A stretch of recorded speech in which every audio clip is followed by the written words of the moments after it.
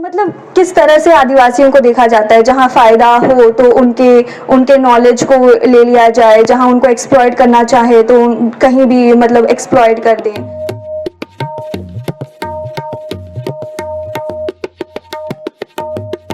मेरे लिए आदिवासियत का क्या मतलब रहा है और what it has been to be an Adivasi and from a personalist political lens। तो अगर हम देखते हैं कि अगर आदिवासियत की हम बात करें तो जब मैं टिस में पढ़ाई कर रही थी तो एक बार हमने आदिवासी वुमेन्स ट्राइबल फेस्टिवल ऑर्गेनाइज किया था और उसमें हमसे एडमिन्स पूछ रहे थे कि क्या अभी भी आदिवासी होते हैं। तो अभी भी एक इतना बड़ा क्वेश्चन है जिनको हम अदर्स बोलते हैं या जिनको हम दिकूस बोलते हैं उनके माइंड में कि क्या अभी भी आदिवासी होते हैं, आदिवासी कौन होते हैं, वो आदिवासी का इमेजिनेशन क्या है, आप आदिवासी को कैसे देखना चाहते हैं। और अभी अगर हम देखें तो क्या हमारा आदिवासियत का क्या इमेजिनेशन है, what do others want to see and what is your imagination of us. हम मतलब बहुत लोग बात करते हैं कि oh Adivasis are primitives but then they again talk about traditional knowledge. फिर बात करेंगे कि जल जंगल ज़मीन का और फिर पर उसी जल जंगल ज़मीन पर कब्ज़ा करने की जो कोशिश है। और फिर बात करेंगे क्लाइमेट जस्टिस का और सस्टेनेबिलिटी का, फिर हैशटैग आयुर्वेदा लाइफ। और मतलब किस तरह से आदिवासियों को देखा जाता है, जहाँ फ़ायदा हो तो उनके नॉलेज को ले लिया जाए, जहाँ उनको एक्सप्लॉइट करना चाहे तो कहीं भी मतलब एक्सप्लॉइट कर दें।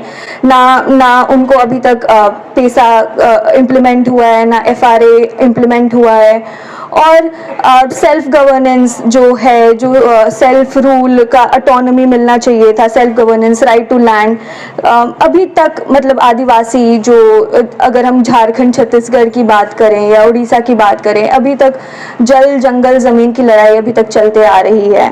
और अभी भी स्टिल हम कोलोनाइज्ड, हमें लगता है कि हम स्टिल कोलोनाइज सोसाइटी में जी रहे हैं क्योंकि हमारी मांगे को ना सुनी जाती है और हमें हमेशा डिस्क्रिमिनेट किया जाता है। तो इसी अगर हम एक वुमेन्स पर्सपेक्टिव से देखें कि महिलाओं के लिए जल जंगल ज़मीन का क्या मायने हैं, तो आदिवासी एक महिला का जो 90% समय है वो जंगल में बीतता है और वो वहाँ जाती है, अगर वो झुंड के साथ जाती है, अपने लोगों के साथ जाती है। तो अभी फॉरेस्ट राइट्स के तहत मतलब अभी तो आदिवासी महिलाओं को ना जंगल से लकड़ी चुनने का अधिकार है, ना वो पत्ते ला सकती है। और तब उनके वो ट्रेडिशनल नॉलेज सिस्टम का क्या होता है, जो उनके पास जड़ी बूटियों को लेकर के ज्ञान है, उनका क्या होता है। ये सब कुछ सवाल हैं जो मैं आपके सामने रखना चाहती हूँ।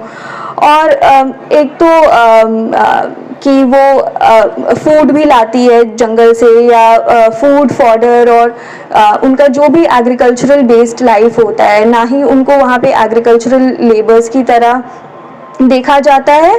और पूरा जो आदिवासी समाज में अगर हम जेंडर इक्वालिटी की बात करें, और अगर जैसे लोग कहते हैं कि आदिवासी समाज में महिलाओं को समानता मिलता है, और क्योंकि हमें कंपेयर किया जाता है with women in other societies.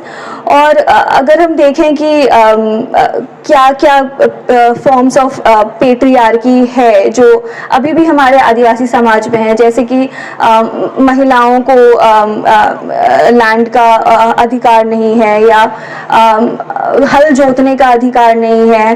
तो इन सब मुद्दों को मैं आपके सामने ऐसे ही फ्लैग आउट कर रही हूँ। और अभी जो महिलाओं को लेकर के जो सबसे ज़्यादा जो मैं अपने रिसर्च के दौरान देखी कि आइडेंटिटी क्राइसिस का एक दौर चल रहा है झारखंड में, कि आधार के नाम पे लोगों के सरनेम्स बदल दिए जा रहे हैं। ना महिलाओं को अपना सरनेम चेंज करके देवी रख दिया जा रहा है। तो जो हमारा जो एक आइडेंटिटी बचा है, जो हमारे सरनेम से पता चलता है, वो भी ख़त्म करने की एक कोशिश की जा रही है। तो यही बोल करके मैं अंत करूँगी, और आप लोग के बीच अगर कुछ सवाल है तो आप पूछ सकते हैं।